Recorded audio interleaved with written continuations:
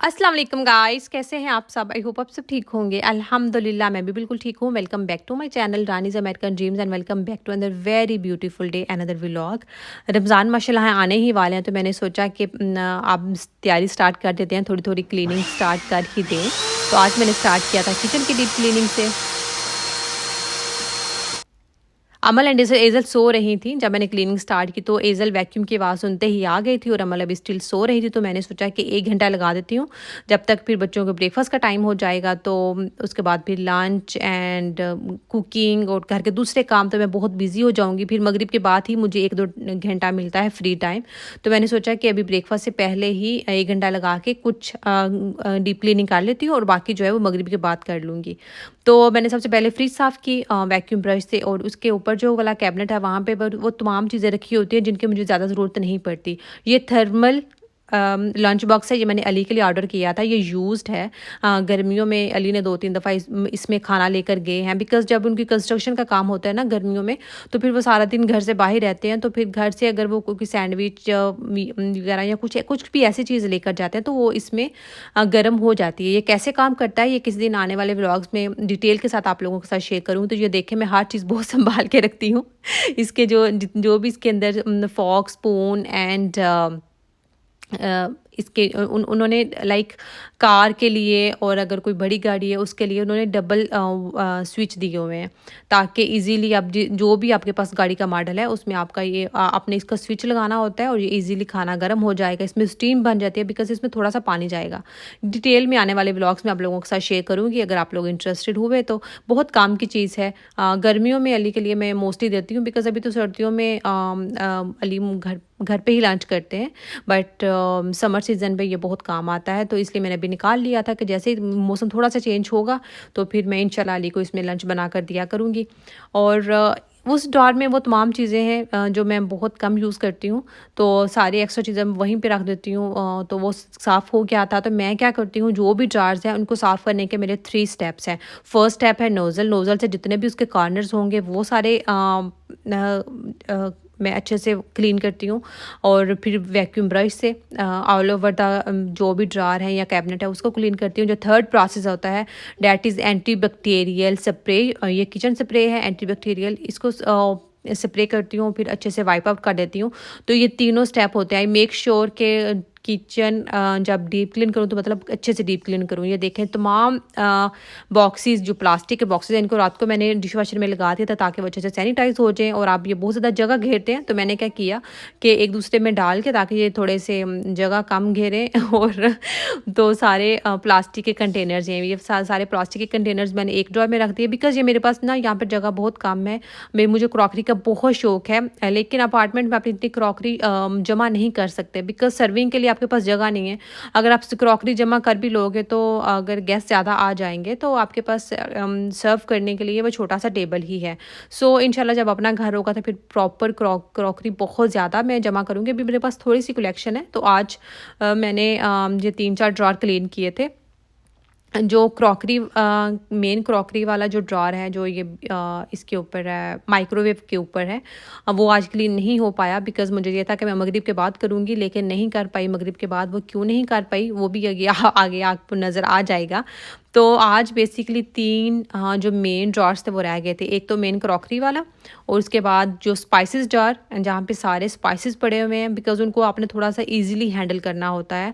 तो वो भी बच्चों के साथ मेरे पास टाइम नहीं था। मैंने सोचा था कि मगरिब के बाद करूँगी, लेकिन तब भी टाइम नहीं निकल पाया। सारा टाइम जो है ना वो वेजिटेबल्स ही ले गई थी।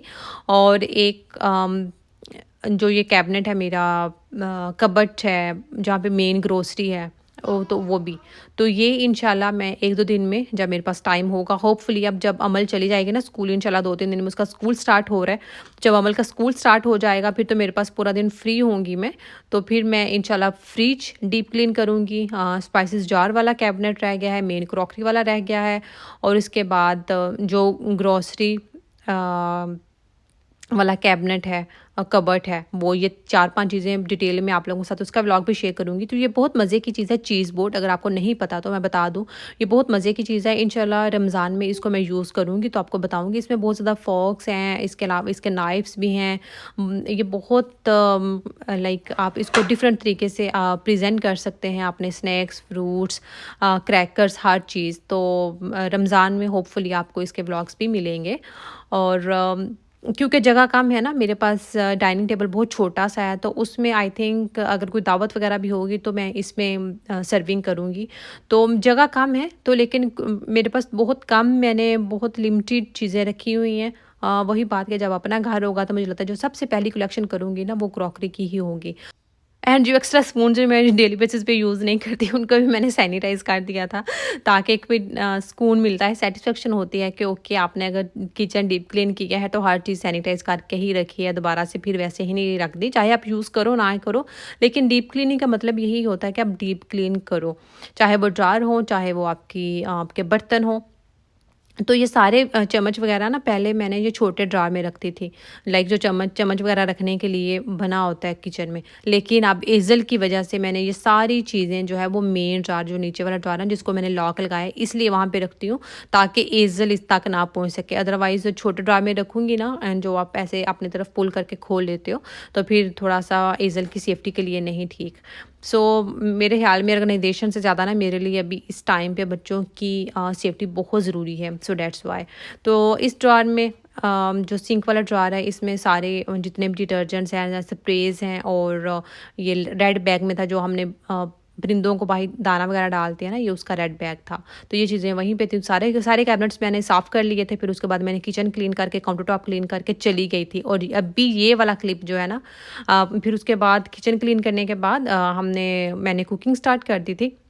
तो ये वाले अभी जो वेजिटेबल वाले आप क्लिप देख रहे हैं, ये है मगरिब के बाद। आपको नज़र भी आ रहा होगा कि अंधेरा हो चुका है, मैं 5-6 बज चुके थे। इनफैक्ट मगरिब की नमाज़ के बाद काफ़ी लेट बाद देखे रात हो चुकी है। तो मैं आई थी तो मैंने सोचा कि फ्रिज डीप क्लीन करती हूँ। ये मैं फ्रिज डीप क्लीन करने के लिए जब किचन में आई तो ज़ाहिर पता है इतनी ज़्यादा फ्रिज में वेजिटेबल्स थी, तो पहले वेजिटेबल्स को मैं उनकी जगह पे रखती, फ्रीज़ करती, कट करती, तभी फ्रिज की क्लीनिंग पॉसिबल थी।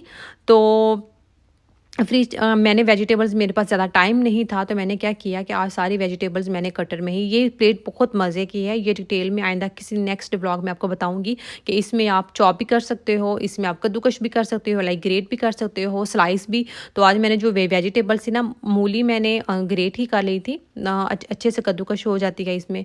और सारी मूलियाँ जितनी भी थी 3-4, वो मैंने कद्दूकश करके उनका पानी निकाल के फ्रिज में रख दिया। वो 1-2 दिन में ही हम पराठे उसके बना लेंगे।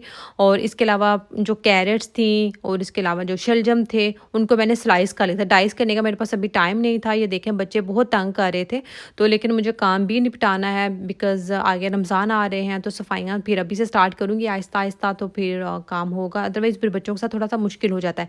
आपको ये देखने में टाइम कम लग रहा होगा कि जल्दी जल्दी से काम हो गया होगा, लेकिन बिलीव मी सुबह भी मैंने 2 घंटे लगाए थे और अभी ये वेजिटेबल ने पूरे 2.5 घंटे लिए थे। हालांकि मैंने चॉपर यूज़ किया था, बट फिर भी इनको हैंडल करना, इनको वॉश करना, लाइक जब आप पाली को वॉश करने बैठते हो ना, तो उसी में आपको 20-25 मिनट लग जाते हैं ईजीली, क्योंकि पाली के अली माशाल्लाह बहुत ज़्यादा लेकर आए थे, बहुत ज़्यादा, कोई आई थिंक 7-8 अली जो है ना इसके बंच ले आए थे पाली के।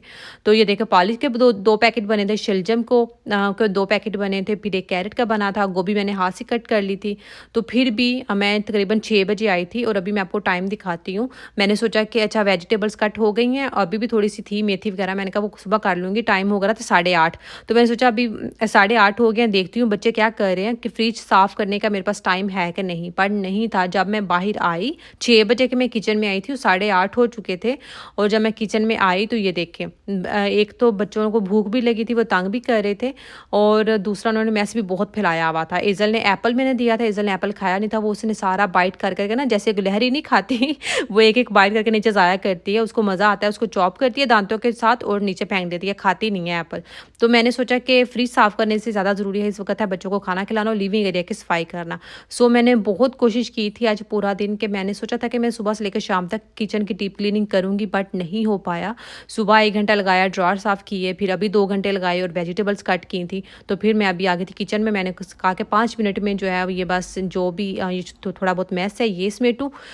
बट इंशाल्लाह कुछ दिनों में जब मुझे टाइम मिलेगा तो मेन ग्रोसरी कबर्ड को डीप क्लीन करना है, मुझे क्रॉकरी वाले जार की डीप क्लीनिंग करनी है, इसके अलावा स्पाइस जार सारे उनको रीसेट करना है, क्लीन करना है। और मोस्ट इंपॉर्टेंट फ्रिज को भी मुझे डीप क्लीन अच्छे से कर लेना है, ताकि रमज़ान की प्रिपरेशन भी फिर स्टार्ट करूँगी कुछ दिनों में। तो फिर आप लोगों के साथ सब शेयर करूँगी, डोंट वरी। मिलते हैं नेक्स्ट व्लॉग में। प्लीज़ चैनल को सब्सक्राइब कीजिएगा। अल्लाह हाफिज़।